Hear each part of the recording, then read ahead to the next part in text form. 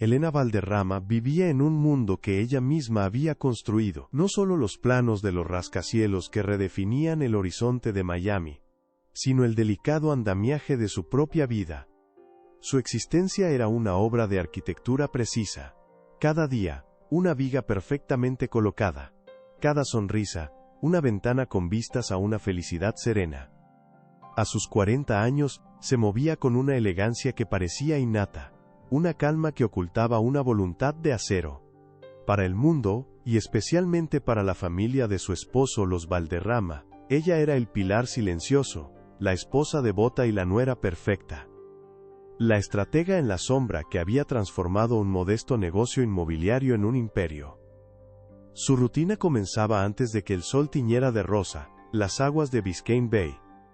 Un café solo, el silencio de la mansión en Coral Gables que ella había diseñado hasta el último detalle, y los planos del próximo gran proyecto sobre la mesa de mármol. Durante 20 años, sus ambiciones personales habían sido cuidadosamente guardadas en un cajón, reemplazadas por un sueño que creía compartido. El legado Valderrama, su esposo Javier, solía besarle la frente antes de irse a sus reuniones. «Eres increíble, mi amor. No sé qué haríamos sin ti», le decía. Y Elena sonreía, sintiendo el peso de esa frase como una medalla, y a veces, solo a veces, como una cadena. Su red de apoyo era la propia familia. Su suegra, Isabel, una matriarca de gestos dramáticos y afecto desbordante, la llamaba mija, y elogiaba su buen gusto en las cenas sociales. Sus cuñados la trataban con un respeto cordial, el tipo de respeto que se le da a una herramienta valiosa y eficiente. Eran un clan unido, o eso parecía en las fotos que adornaban las paredes de la mansión. Fotos de viajes, navidades y bautizos. En todas, Elena estaba allí, sonriendo, un poco al margen, como la fotógrafa que se cuela en su propia toma. Creía firmemente en esa unidad. Era la base sobre la que construía todo lo demás. Sus expectativas para el futuro eran claras y ordenadas, como sus diseños. Ver crecer el imperio, viajar por el mundo con Javier cuando finalmente pudieran delegar, quizás retomar su vieja pasión por la pintura. Una vida de lujo tranquilo, el fruto merecido de décadas de sacrificio silencioso. La estabilidad era el aire que respiraba. La seguridad, el suelo que pisaba. La esperanza, el horizonte que veía desde su ventana cada mañana. Pero las primeras fisuras en la estructura comenzaron a aparecer, tan finas que casi eran imperceptibles. Una llamada de su suegra que se cortaba abruptamente cuando ella entraba en la habitación. «Cosas de la familia, Elenita, no te preocupes». Un viaje de fin de semana de Javier con sus hermanos al que ella no fue invitada. «Solo chicos, ya sabes, aburrido para ti». Pequeñas exclusiones que ella racionalizaba como gestos de consideración, para no cargarla con más trabajo. Luego vinieron los problemas financieros, pequeños desajustes que solo ella con su ojo para el detalle podía notar, gastos inexplicables en las tarjetas de la empresa. Javier los despachaba con una risa nerviosa. Un nuevo proveedor, mi amor, todo bajo control. Ella quería creerle. Mantener todo bajo control era su especialidad. Y la idea de que algo se le escapara era más aterradora que la propia mentira. Su propio cuerpo empezó a enviarle señales de advertencia, un cansancio persistente que el café ya no podía combatir, un nudo en el estómago que no se deshacía. Lo atribuyó al estrés del último gran proyecto, un complejo de lujo en Brickell, que consolidaría a los Valderrama como los reyes de la ciudad. Se prometió a sí misma unas largas vacaciones en cuanto cerrara el trato. Unas vacaciones de verdad, sin laptop ni llamadas de trabajo. La injusticia más silenciosa era la forma en que su nombre nunca aparecía. En las revistas de negocios, el genio era Javier Valderrama. En las entrevistas, el mérito era de la visión familiar. Ella era un fantasma, la arquitecta de un éxito que no le pertenecía oficialmente. Cuando se lo mencionó una vez a Javier, él le acarició la mejilla. «Pero tú y yo, sabemos la verdad, ¿no? Somos un equipo. Valderrama es tu nombre también». Y con eso, la conversación se cerraba. Elena seguía adelante, minimizando cada señal. Era más fácil creer en la solidez de la estructura que examinar las grietas. Se convenció de que era su propia ansiedad, el peso de la responsabilidad. Se enfocó aún más en el trabajo, en los números, en los contratos. El orden del mundo profesional era un refugio contra el caos que empezaba a intuir en su vida personal. El golpe final se planeó con la misma precisión con la que ella diseñaba sus edificios. La familia anunció un viaje familiar sorpresa al Caribe. Todos. Suegros, cuñados, sobrinos. Javier la abrazó con una ternura casi teatral. Es una lástima que no puedas venir, mi amor. Pero este acuerdo es crucial. Eres la única que puede cerrarlo. Te necesitamos aquí. Eres nuestro pilar. Ella sintió una punzada de decepción, pero la ahogó con un sentido del deber. Asintió, sonrió y les deseó un buen viaje. Se quedó sola en la inmensa mansión, rodeada de los ecos de sus risas y promesas de traerle regalos. Por unos días, el silencio fue casi un alivio. Se sumergió en el trabajo, negociando cláusulas, revisando cifras, asegurando el futuro de la familia. El futuro que creía que también era suyo. Cada noche, hablaba por teléfono con Javier. Su voz sonaba lejana, llena del ruido de la música y las olas. Te extrañamos mucho, decía él. Todo es por la familia, respondía ella. Colgaba y sentía un frío inexplicable. Un vacío que el aire acondicionado de la casa no podía justificar. Se repetía a sí misma que todo estaba bien. Que la paranoia era el precio del éxito. Que una vez firmado el contrato, todo volvería a la normalidad. La estabilidad regresaría. La seguridad se reafirmaría. La esperanza volvería a brillar, nítida y clara como el sol de Miami. La mañana en que cerró el trato, sintió una oleada de triunfo. Lo había logrado. Sola. Había asegurado el imperio por otra década. Se sirvió una copa de vino para celebrar en silencio, sintiéndose poderosa y, por primera vez en mucho tiempo, un poco sola. Se sentó en el sofá que daba al jardín y abrió su tablet, buscando alguna distracción trivial en las redes sociales. Y fue entonces cuando lo vio. No fue un susurro. Fue el estruendo de un edificio derrumbándose. Una notificación. Una foto pública en la que una amiga en común había sido etiquetada. Un yate, el mar turquesa, y toda la familia Valderrama sonriendo a la cámara, brindando con copas de champán. Y en el centro Javier, abrazando a una joven desconocida, cuya mano descansaba sobre un vientre visiblemente embarazado. El texto debajo de la foto, publicado por la joven, era una sentencia de muerte para la vida que Elena conocía, celebrando al nuevo heredero Valderrama. La familia es lo primero. El aire abandonó sus pulmones. La copa de vino se deslizó de sus dedos, pero no oyó el sonido del cristal al romperse, solo el silencio. Un silencio helado y absoluto. En ese instante, cada mentira, cada exclusión, cada señal ignorada, encajó en su lugar con una claridad brutal y devastadora. No era solo una infidelidad. Era una conspiración. Un reemplazo. Y ella había sido la encargada de financiar su propia demolición. El mundo de Elena se detuvo. El tiempo se congeló en el destello del champán en la pantalla de la tablet. Sus dedos, que minutos antes habían firmado un contrato multimillonario, ahora temblaban sin control. La respiración se le atoró en la garganta, un nudo apretado y doloroso. Sintió un peso aplastante en el pecho, como si la estructura de su propia mansión se hubiera derrumbado sobre ella. Cada detalle de la fotografía era una daga. La sonrisa satisfecha de su suegra, la mirada cómplice de sus cuñados, la mano de Javier sobre ese vientre ajeno. Y el texto. La familia es lo primero. Una frase que ellos le habían repetido 1000 veces, una frase que ahora entendía como su sentencia de exclusión.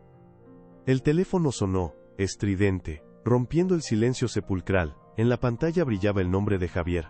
Por un instante, el instinto de contestar, de mantener la farsa, luchó dentro de ella. Pero algo se había roto para siempre. Dejó que sonara, 1, 2, 3 veces. El sonido era una profanación en su nuevo y desolado mundo. Cuando finalmente se detuvo, un mensaje de texto iluminó la pantalla. Te extraño, mi amor. Ojalá estuvieras aquí. La hipocresía era tan descarada, tan insultante, que no sintió dolor, sintió rabia. Una rabia fría, lúcida y profunda que comenzó a extinguir el fuego de la pena. Los días siguientes fueron un borrón de aislamiento autoimpuesto. Se movía como un fantasma por la casa que había diseñado, cada objeto un recordatorio de la mentira. El sofá donde se sentaban a ver películas. La cocina donde preparaba las cenas familiares. La cama que ahora se sentía vasta y helada. Las llamadas y los mensajes seguían llegando, un torrente de falsas preocupaciones y mentiras casuales. El mar está increíble, Elenita, decía la voz de su suegra en un mensaje de voz. Los niños preguntan por ti. Cada palabra era una palada de tierra sobre la tumba de la mujer que había sido. No comía, no dormía, solo observaba. Observaba en línea cómo su familia política publicaba más fotos de su idílico viaje, ajenos a la tormenta que se gestaba en Miami.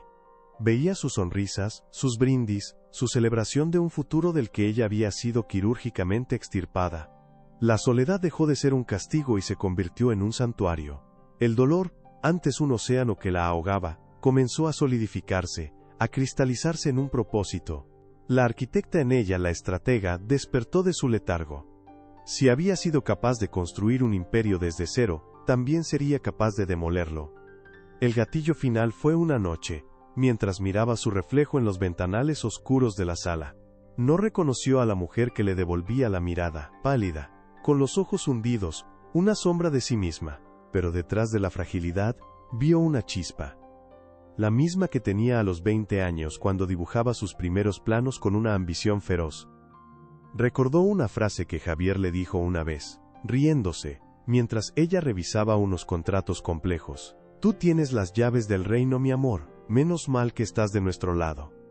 Una sonrisa lenta, casi imperceptible, se dibujó en sus labios. Tenía razón. Ella tenía las llaves. Se acabó. Era hora de demoler.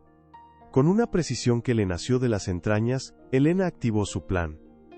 Se dirigió a la caja fuerte oculta detrás de un cuadro en su estudio, un secreto que solo ella conocía. Dentro estaban todos los documentos importantes, los cimientos legales del Imperio Valderrama. Y allí estaban los poderes notariales generales que Javier le había hecho firmar años atrás, un gesto de confianza absoluta que ahora se convertiría en su ruina. Para que puedas manejar todo si a mí me pasa algo, había dicho él. Qué irónico. Durante una semana, la mansión se convirtió en su centro de operaciones. Las luces permanecían encendidas toda la noche. El café reemplazó a la comida. El teclado de su laptop era el único sonido que rompía el silencio. Con una calma aterradora, comenzó la demolición silenciosa. Era la única que conocía cada cláusula, cada cuenta en paraísos fiscales, cada sociedad fantasma que ella misma había creado para proteger el patrimonio de los Valderrama. Ahora, usaría esa misma arquitectura financiera para desmantelarlo todo. Primero, liquidó las acciones. Millones de dólares fluyeron de la bolsa a las cuentas corporativas. Luego, usando los poderes, transfirió esos fondos masivos a nuevas cuentas cifradas a su nombre en Suiza y las Islas Caimán. Cuentas que no llevaban el apellido Valderrama. Cuentas que eran invisibles. Después, vinieron las propiedades. Contactó a intermediarios de confianza, agentes que le debían favores de años pasados. El penthouse en Brickell fue el primero en venderse, a un precio por debajo del mercado para una transacción rápida y en efectivo. Luego, la casa de playa en Key Biscayne. El edificio de oficinas, la joya de la corona del imperio, fue vendido a un conglomerado asiático, a través de una operación relámpago, que ella misma orquestó. Uno por uno, los activos que llevaban el nombre Valderrama se convirtieron en números anónimos en sus cuentas en el extranjero. Finalmente, ejecutó el golpe maestro.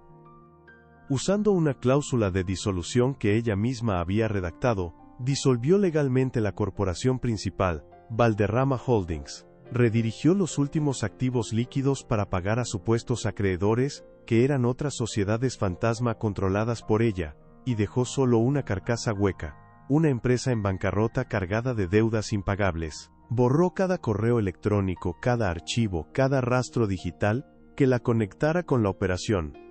Cuando terminó, el imperio Valderrama ya no existía, solo quedaba el espejismo. La mañana del regreso de la familia, Elena caminó por la mansión por última vez. No llevaba nada consigo. Solo una pequeña maleta de mano y su bolso. Se detuvo en el umbral de la puerta. La casa, su obra maestra, estaba impecable, silenciosa, esperando a sus dueños. Dueños que pronto descubrirían que ya no poseían nada. Mientras se dirigía al aeropuerto en un taxi, su teléfono sonó. Era Javier. Esta vez, contestó. Mi amor, ya vamos de regreso. No sabes las ganas que tengo de verte, dijo él, su voz rebosante de una euforia que a Elena le revolvió el estómago. Ella guardó silencio por un segundo, saboreando el momento. Luego, con una voz tranquila, clara y completamente desconocida para él, dijo: Disfruta el regreso a casa, Javier. Y colgó. Apagó el teléfono y lo arrojó dentro de su bolso. Mientras el avión despegaba, dejando atrás el horizonte de Miami que ella había ayudado a construir, Elena miró por la ventanilla. No había lágrimas, no había tristeza. Solo una inmensa y abrumadora sensación de liberación. Una mano se posó instintivamente sobre su vientre, apenas perceptible.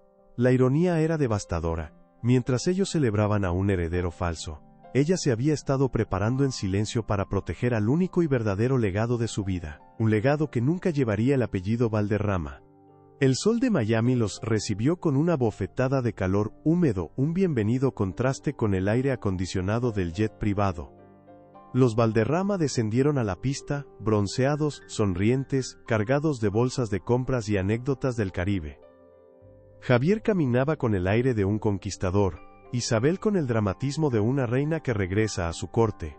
Estaban eufóricos, llenos de planes para el nuevo heredero. La última semana había sido una celebración ininterrumpida de su propio éxito, de su linaje asegurado. La primera nota discordante fue casi insignificante. El chofer no estaba esperando. «Qué raro», murmuró Javier, buscando con la mirada el sedán negro de la familia. «Le envié un mensaje desde el avión». «Qué falta de seriedad», se quejó Isabel, abanicándose con una revista. «Con este calor». Tuvieron que tomar un taxi. Una pequeña humillación que Javier despachó con un gesto de fastidio. Al llegar a la imponente entrada de la mansión en Coral Gables, la humillación se convirtió en una extraña inquietud. Javier pagó al taxista con su tarjeta de crédito corporativa. «Lo siento, señor, la tarjeta fue denegada». Javier frunció el ceño. «Imposible. Pruebe de nuevo». «Denegada de nuevo, señor. Tiene otra forma de pago». Con la cara ardiendo de vergüenza, Javier sacó unos billetes de su cartera, los últimos que le quedaban del viaje. Mientras el taxi se alejaba, se enfrentó a la puerta de su casa. Introdujo la llave en la cerradura. No giró. Probó de nuevo. Nada. El metal chocaba contra un mecanismo bloqueado. «¿Qué demonios pasa ahora?», espetó, golpeando la puerta con el puño. Presionó el intercomunicador. Una voz desconocida, metálica y cortés, respondió. «¿Sí? Soy Javier Valderrama. Abran la puerta». Hubo una pausa. «Lo siento, señor, pero esta propiedad pertenece a Aura Investments. No tengo a ningún Valderrama en la lista de residentes».